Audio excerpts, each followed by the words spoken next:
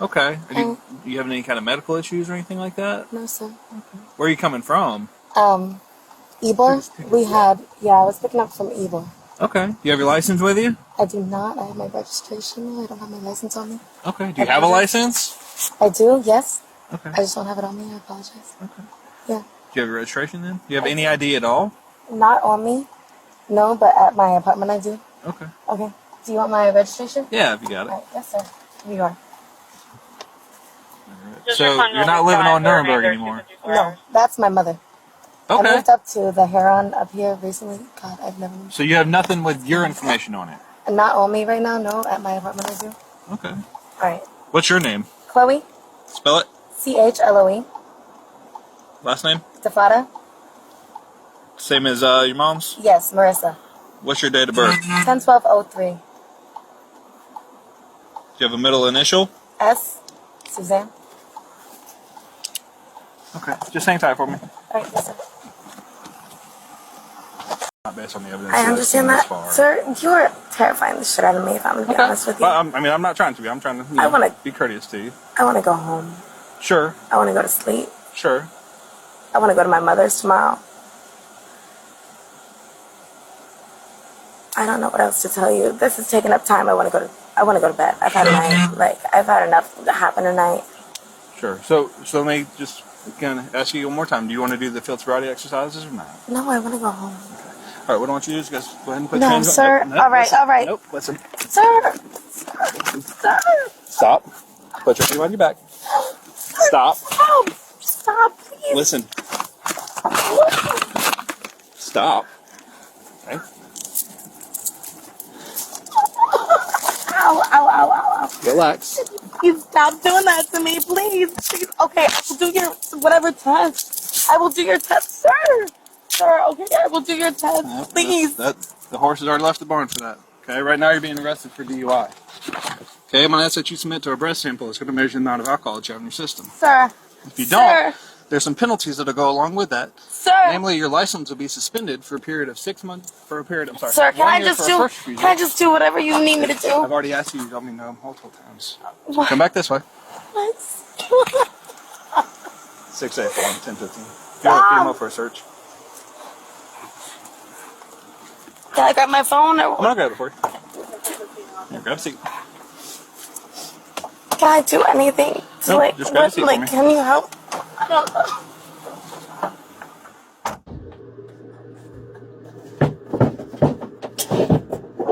I'm so sorry, Mama. I'm not gonna be there tomorrow. Oh my God, I don't know what to do. Oh my fucking God. Holy shit. This is my second day. Monday of this week, my children were the targets of attempted kidnap. That is Katie Sorensen. She's a mom, she's an Instagram influencer. She went viral in late 2020 with a shocking story. Because according to her account, she took her 2 kids to a Michael's craft store in California to get stuff for holiday gifts. But inside, a man and a woman followed them around the store and she heard him describing her children's physical features, possibly to someone on the phone. With the couple then standing in line behind her despite not buying anything, and when she left, they followed, with the man allegedly reaching out as if to grab her stroller, causing her to scream. At which point, the couple flees to their car, they take off, and so Katie reports this to the police and then tells the story to over 4.5 million people on Instagram. But the cops ended up being surprised that her online story included way more details than her police report, so they looked into it further. And they discovered that both the statements of the supposed kidnappers and the surveillance footage flatly contradicted her account. So they ended up prosecuting her and saying that she made up this entire story to boost her social media following. And now the big news is that the jury has actually convicted her of filing a false police report, for which she faces up to 6 months in jail.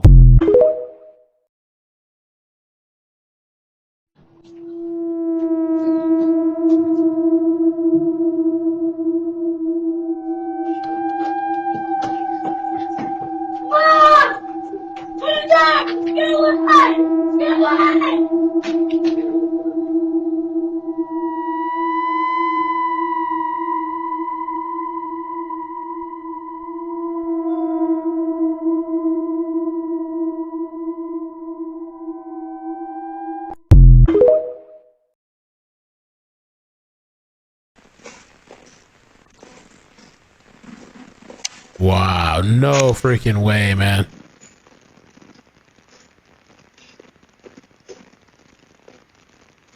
That is so creepy and eerie. This woman did this with the body inside this bucket. 6-year-old. Just casually walking down and places it in front of the biological mother's house.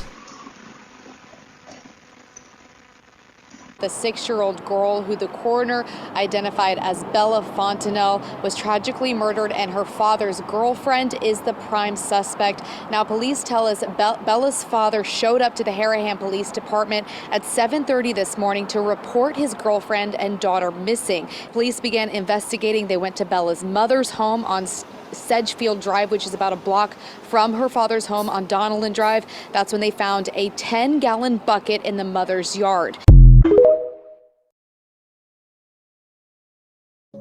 All right, you guys. So Rachel King was a beautiful 35-year-old mother that lived in Pennsylvania. Rachel has an 11-year-old son who she loves dearly. And she also was a teacher at Mastery Charter Grover Cleveland Elementary School in Pennsylvania.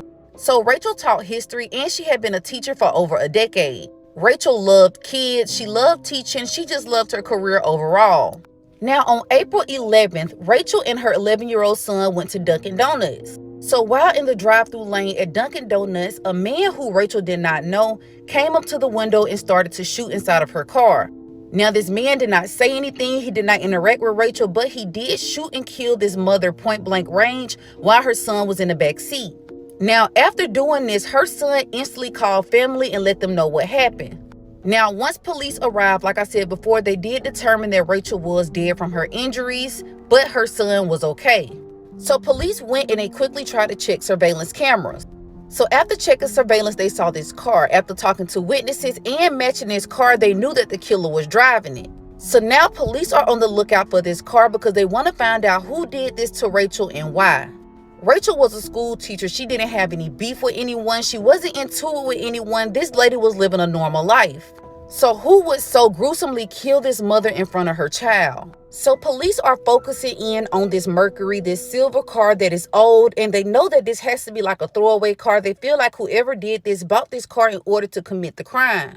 Now, as they're patrolling the area, they're looking for this car and they come across the car. They go on a high-speed chase with the driver. The driver ends up crashing, and that's when they catch the person that's driving it.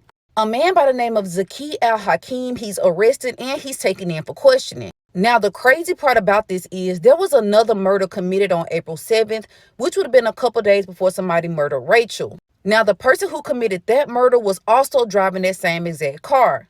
So police knew they had to get him in, get him questioned to understand what was going on because they may have a serial killer on their hands. Now, at first, he denied even knowing Rachel. He denied knowing anything, but police ended up finding something on his phone. Y'all, they found a picture of Rachel King on the phone, and they found other things that led them to believe that he was the one responsible. Now, after doing more research, they ended up finding out that he was contracted out and hired as a hitman to kill Rachel. But why would somebody hire this hitman in order to kill a school teacher who is also a mother? Now, y'all, as investigators dig deeper and deeper into this crazy story, they found out some shocking news. Now, a woman by the name of Julie Jean, who had never met Rachel King, was the person responsible for her death.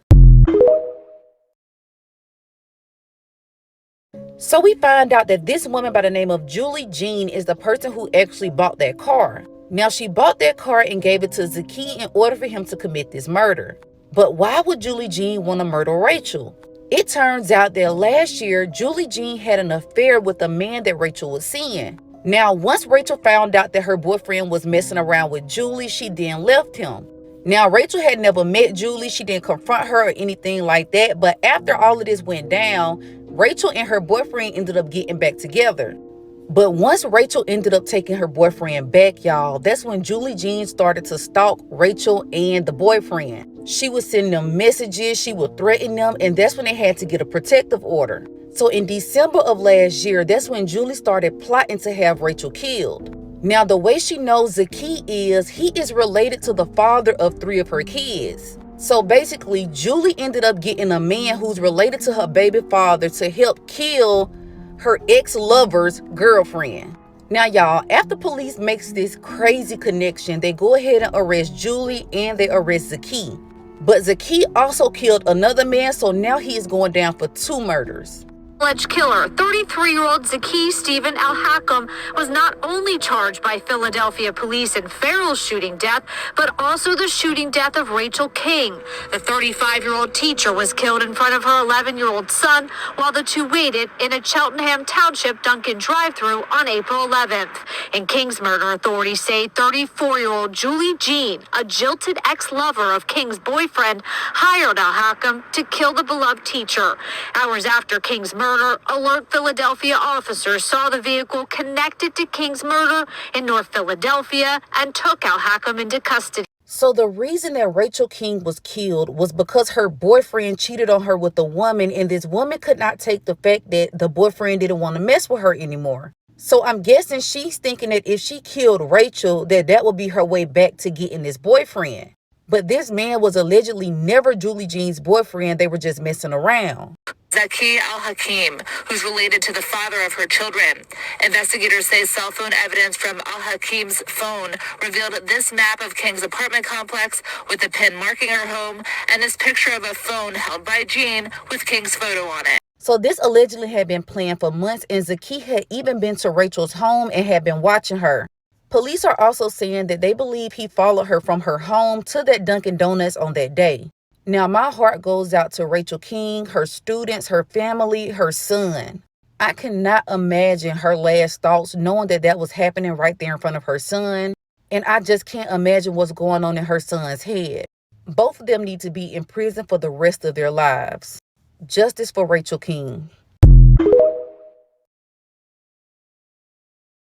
So I watched this documentary last night and I just need to share my thoughts because it's eating me alive on how I don't think this person's death was an accident. The documentary I watched is called No Limits and it follows the story of Audrey Mester in her attempt to break the 160 meter no limits freediving record in 2002. So Audrey was a French student who was studying marine biology in Mexico when she met Francisco Pipin Ferreira, who was this legendary Cuban freediver. They eventually married and started traveling the world, filming their freediving experiences together. In 2000, Pipin suffered this crazy blackout whilst he was attempting his deepest dive, and he essentially semi-retired from the sport and started training Audrey for the No Limits world record.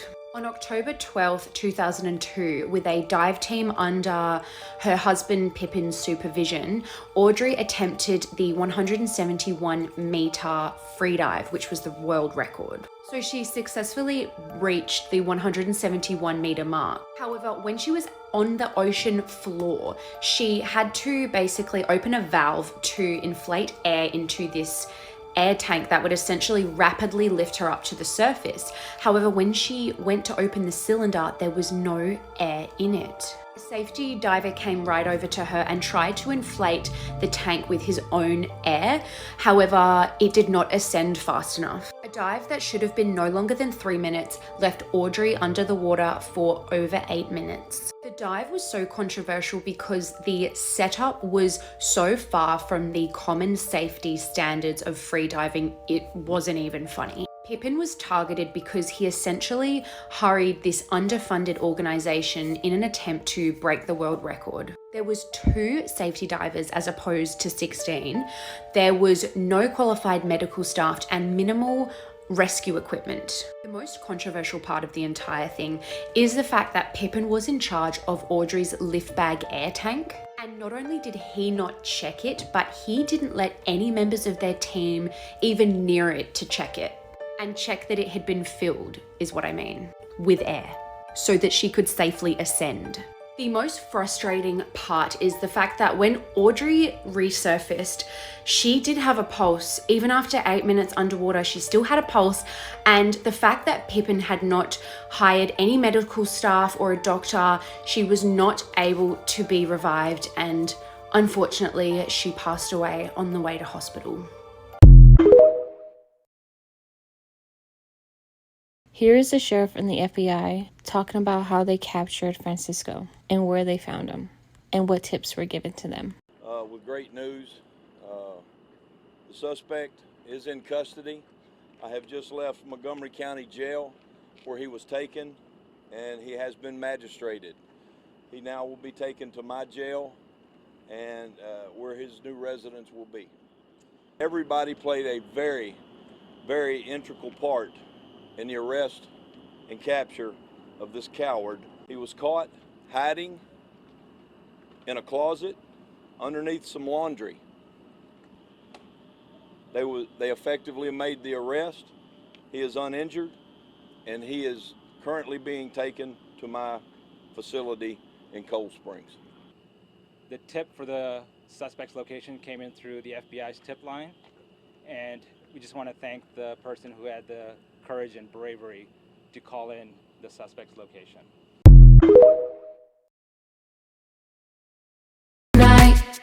We had our lows and highs. Feel so much better now when you're not around. I do it all, I don't think about you at all. Guess tonight I feel so alive, so don't give me a call. You and I, we had our lows and highs. Feel so much better now when you're not around. Dancing more than I have before, and my body's not touching yours. No, I won't feel colder 'cause I'm never sorry.